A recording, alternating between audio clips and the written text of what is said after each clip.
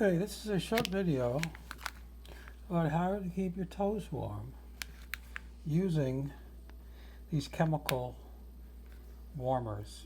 Um, I ride my bicycle in the winter and I need to keep my toes warm, so I use these chemical heaters. I ran out of my toe warmers, so I started using the hand warmers. What I found was the hand warmers work just as good as the toe warmers.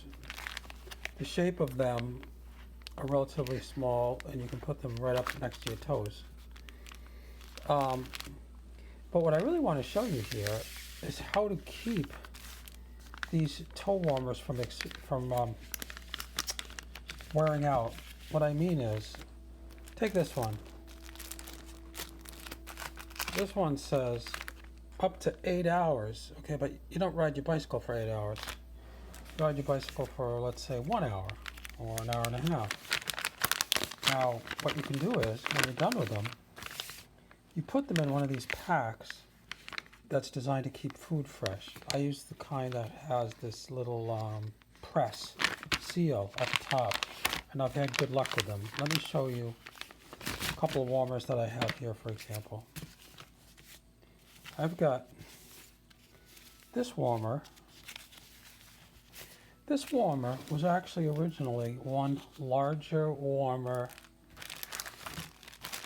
like this. It was this style. It was a large rectangle. It was too big to put in one shoe, so what I did was I folded it in half.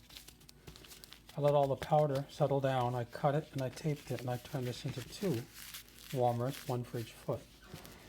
I've used this one 6 times so far, and it is beginning to run low on warmth. Okay, now here's a pair of hand warmers that I'm just using straight up. I've used these twice. The reason why I have 2 of them going at the same time, because I used this one once this winter when I was riding my bicycle, and then the snow came in. I put these back in this pack. Now, I don't just put them in this pack. I put them in this pack, and then I put that pack in this pack, and then I put that pack in this pack, so they are triple sealed. Then I went skiing for over a month, and then I came back and I started using these again. They were still good. But when I first came back to riding the bike, it was still quite cold, so the first time I wasn't confident that these were going to be warm enough, so I actually broke out a new one. Then, when the day was slightly warmer, I gave these a shot. If you have one you're not 100% sure about, you use it when it's a little bit warmer. Like if you need to start using them when it's 45 degrees, and you can use them all the way down, let's say, to 20 degrees.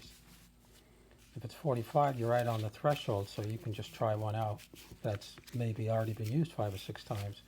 But what I was kind of stunned to realize that once I started using these, I used these down even to a little bit lower temperatures. But I already had 2 going at that point, so right now this one I would only use if it was marginal. This one I went out today, it was 35 degrees. Even though this one had been set aside for a week, while I had been using this for a week. Okay, now I'm going to hit pause while I put these back in their container, because I don't like to leave them out. Okay, I put them all back. It's harder to find the larger sizes. This was a nice find, these Korean wontons. Okay, now, like I said, the big rectangular one, you can actually cut it in half, turn it into 2 smaller ones. I use these up according to the expiration dates. In other words, those ones which have been already about to expire or have been expired for the longer period. I have one here that actually said it expired in 2012.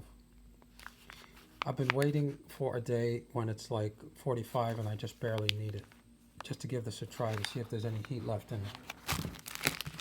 These guys expired in 2018, so when it comes time for these, I'm going to try folding these, cutting them, taping them, and turn these into a certain number of things. Now, they recommend not putting these up against your skin, but when you're using these for toes, and your toes are cold and it's in the winter, first thing you do is put it right up against your skin. It makes makes your toe warmer, and the sock, which is over it, gives it an extra layer of insulation naturally. So I, for example, in the winter use 2 socks. Then I have my cycling shoe. Then I have this neoprene bootie. Okay, they all together collectively restrict the flow of air to the inside, which is what causes the chemical reaction, the oxygen. So by slowing down the rate at which the oxygen gets there, you get a slower burn. So putting it next to your skin makes it last longer, and it makes it warmer. Okay, I've never found a problem with it being too hot. The only problem with it being too hot, if the pouch accidentally opens up and you actually get the actual powdered iron on your skin while it's reacting, that could be hot. But if it doesn't break, there's no problem. Okay, so anyway, that's just a few tricks on how to do this. All of this applies, of course, for the actual toe warmers too. The toe warmers can be reused. I actually found these ones to be better than the toe warmers, because the way these are shaped, I can put them right up on my toes. And the toe warmer is actually shaped like a semicircle. And when you put it on the front of your foot, it doesn't actually sit right on your toes. This one, I put right in the front of my shoe, right over the toe, because I have a little extra space in the front of the shoe, and it just kind of gets crammed in there. Okay, anyway, that's all for that. Thanks.